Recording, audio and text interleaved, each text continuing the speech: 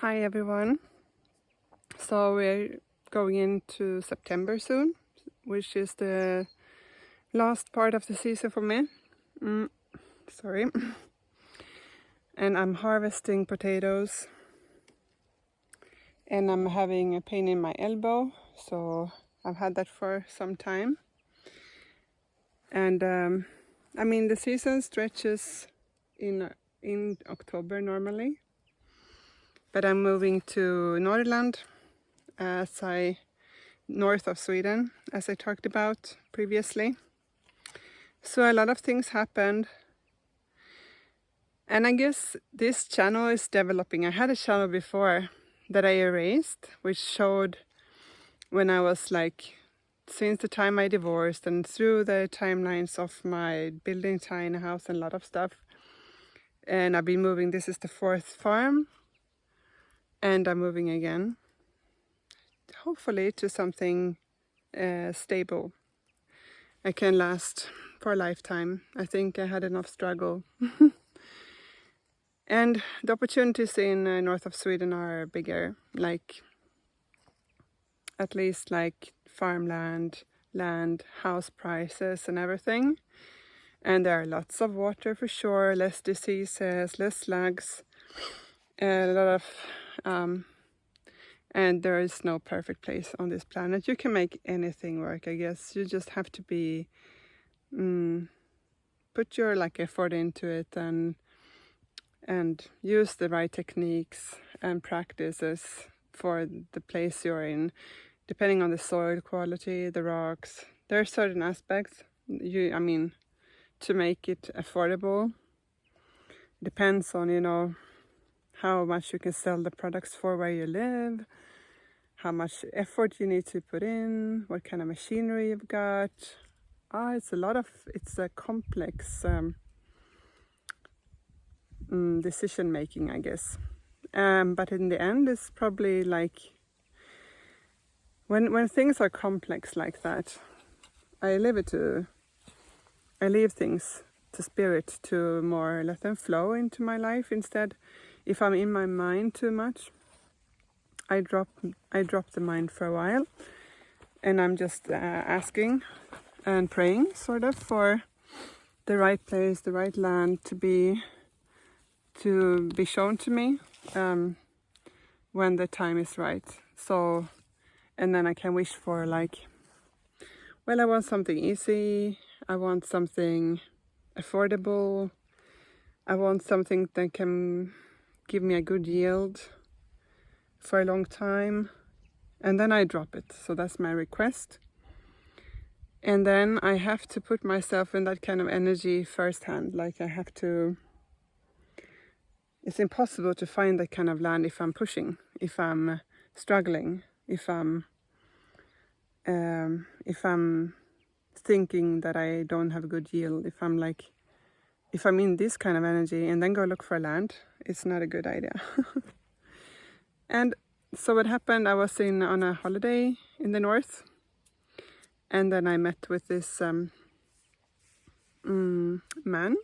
I have a new relationship, and we were looking at houses, and he bought a house in the center of the village. So we will move in there, and there is farmland, but I'm not going to decide on where to farm yet. But I'm going to do microgreens in the this winter. And I feel like I want to do chickens.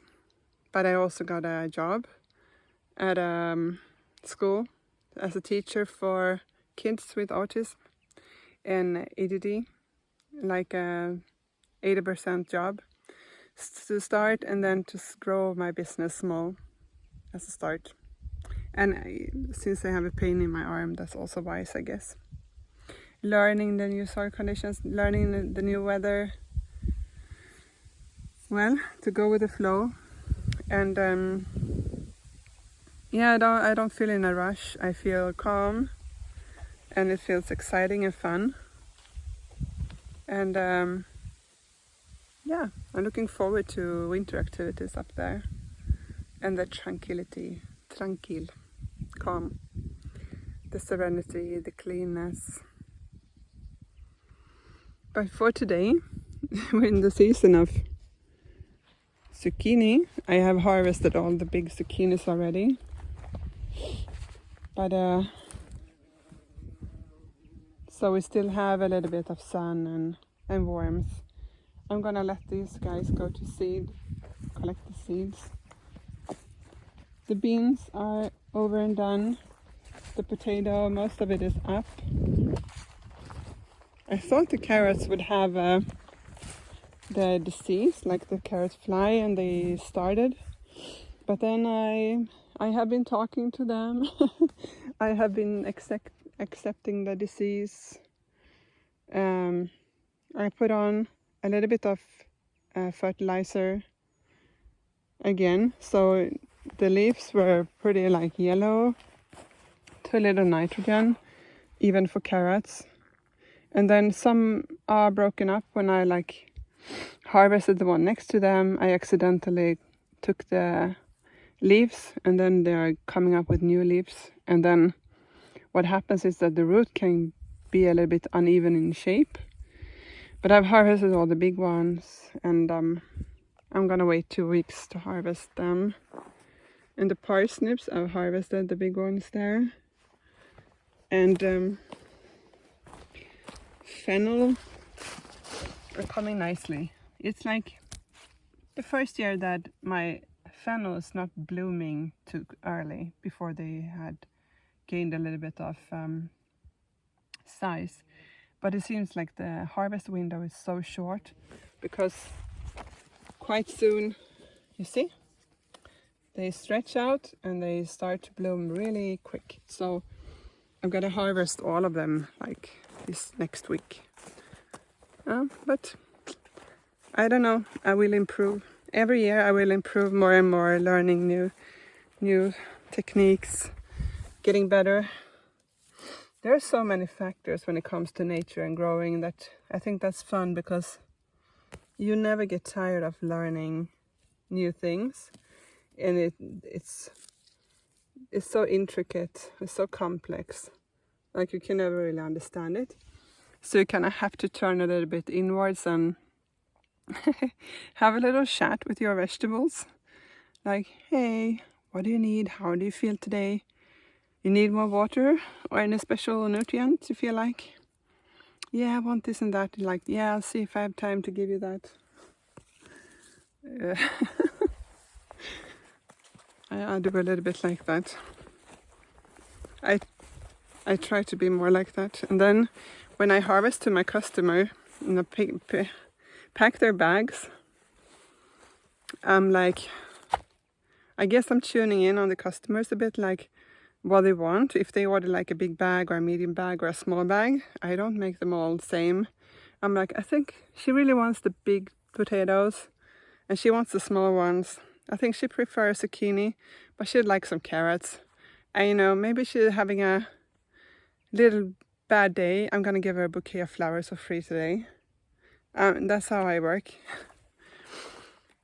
So I guess every farmer is individual in how they work, and I finally find like my way of doing things, and I trust the process, and I love working like that. But I might just in the future go more for harvest your own stuff, because I think like it's important for people to get close to nature and get in contact with the plants and understand, get more respect for nature. And once you put your hand in the soil, you see the process a bit, you get more respect for what you eat. And I understand everybody cannot have the knowledge to do everything by themselves. It's impossible. So if I seed and maintain everything, and then people can just come and pick. It also gives me more time to do other things. I can teach them how to harvest, I can teach them about the plants, and maybe I can have some fika, something to eat when they're there, or they can bring their own food. and it will be a little bit of gathering. This will not attract all people. It will be like a mixture of agro-tourism and food production, but I think that's the future. Anyway, if AI or robots do our job, I think the experience will be more important. I mean, to sit close, you don't get this in the grocery shop, in the big grocery shop. You don't see this going on. Isn't that like, you breathe. So yeah, it's been a lot of trial and error, which makes me think about, like, I saw a documentary about a man who was living, finally, I'm not saying I want to do that, but he was living in a underground house on a hill, on a slope, at a farmer's place. I mean, it was a bit crazy, like he dug out and lived there, and then before that, he had lived there now for 35 years in the same place, in this little underground thing. But before that, I think he tried 15 different things, all like with all the same goal, I guess. Freedom. He was a writer. He wanted freedom and big enough, comfort enough, safe enough. And he tried all of these things and eventually found a place. He never gave up, and that's what I think is a similarity with me, I guess. I know what I wanted, to live out of nature, to live close to nature, in harmony with nature, to have freedom over my day, and to be able to use my time the way I need to, and never give up, but find a way that works for me. And I think everybody should do that. Like, we are gifted with joy and love in our hearts that show us the way of where to go. We should never doubt that. We should just find a way to make it work. If we found the joy and love in something, we should just continue with that. This is our guidance. It's a gift. It may come with not always comfort, but eventually, if we don't give up, it will come with that also, I'm sure. So yeah, please join me in my future endeavors in north of Sweden. And what I learned from this place here is less place, in smaller area, if I'm alone. I think half of this is good for me. This is about, what was it? Including the paths, but not like the big areas around, just the beds, and the paths in between the beds is 2,500 square meter. And about half of that is what I can maintain, weed-free, I think. But if I do self-pick, I need much more. I would need extra people to help me plant in the spring. Or if I'm alone, if I choose to be alone, yeah, maybe 1,500 square meters. And then I just maintain, and then other people grow, harvest. These are the beets. I've harvested all the big beets. Now they're just tiny. And more is coming here. And some new salad. I harvested all the salads. These are old salads going to bloom. But I'm not gonna seed. I'm not gonna harvest the seeds. But some new Roman salads are coming in between. There will be one more last. This is not my most efficient year, I can't say. Because my pain in my elbow is one thing. And my living conditions was too hard. So it's important to have a proper place to live in, so you don't have to spend time on everyday simple tasks. But anyway, these flowers here can just stay for the insects. Why not? If they don't disturb any other plants around them, I'll just keep them. Nice, eh? That's a Roman salad when it goes to bloom. Okay, I just talk. I guess you can just join me. Oh my god, I haven't seen this though. Why? The big raspberries. Not really mature. Oh my god! I was a bit surprised. We have so many frogs. Small frogs. Like, they're everywhere. There are hundreds of them.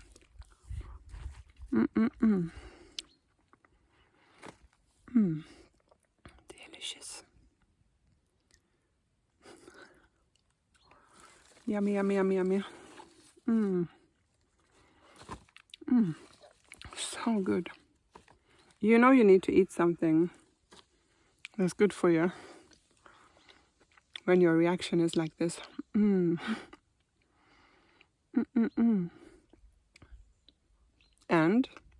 when it doesn't feel like that anymore, then you had enough.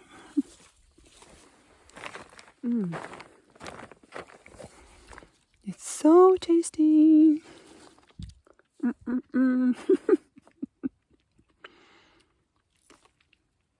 It's very easy as a farmer to grow for everybody else, but then you forget about yourself. But you shouldn't.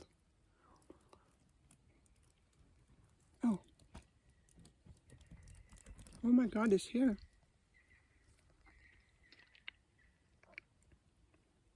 What do you call that? Trollslända.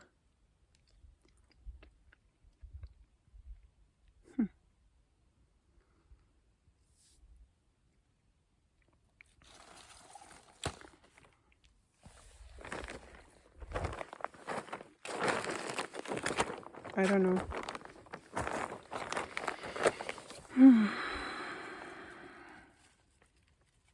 Have you been in the forest?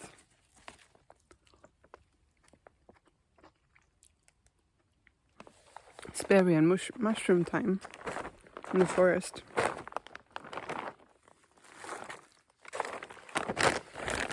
You know, if you're chasing time and you don't know like how to make time efficient or how time should be enough, I think you should just stop struggling.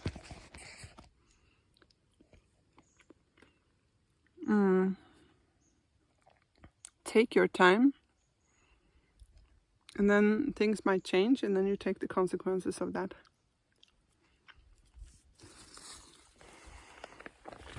Instead of trying the impossible.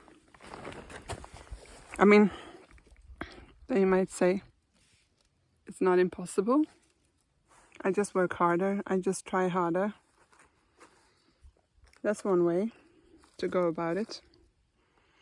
The other way to go about it is to,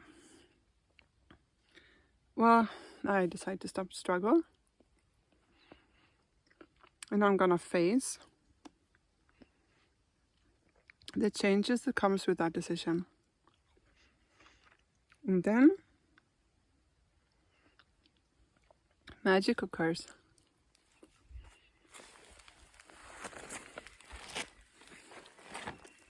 Because then everything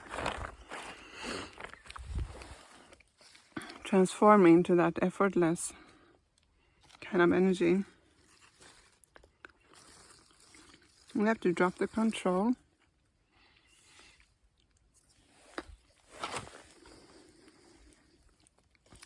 Now I had enough.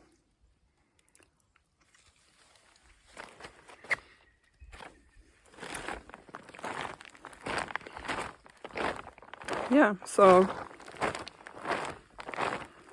we can never get to that place by working harder.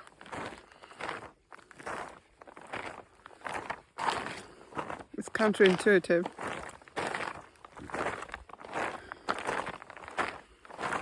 But you can try it as you go to an entertainment park. You can see if it works for yourself. Take an example in your life, a small example.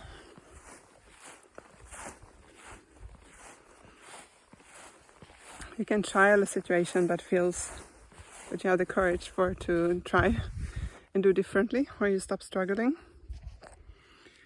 Like, and can be something that you're not too afraid of losing control of or losing.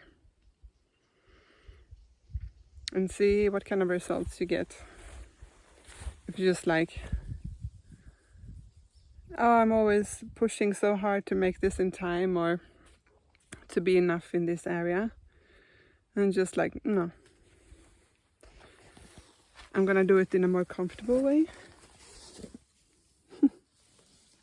Hey. Hey, you little frog. Wait. Bye-bye.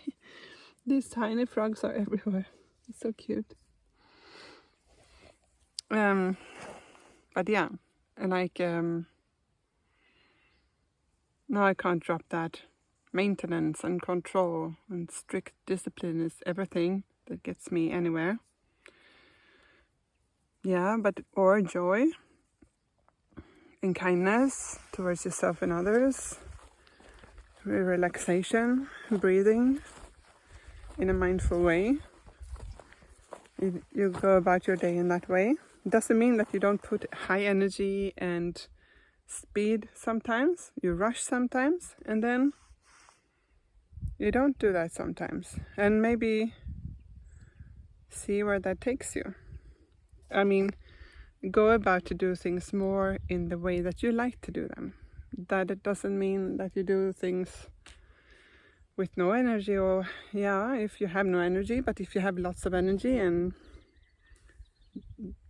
just try to do things more the way that you feel good about it and that affects other people positively around you. See what happens. Okay, bye.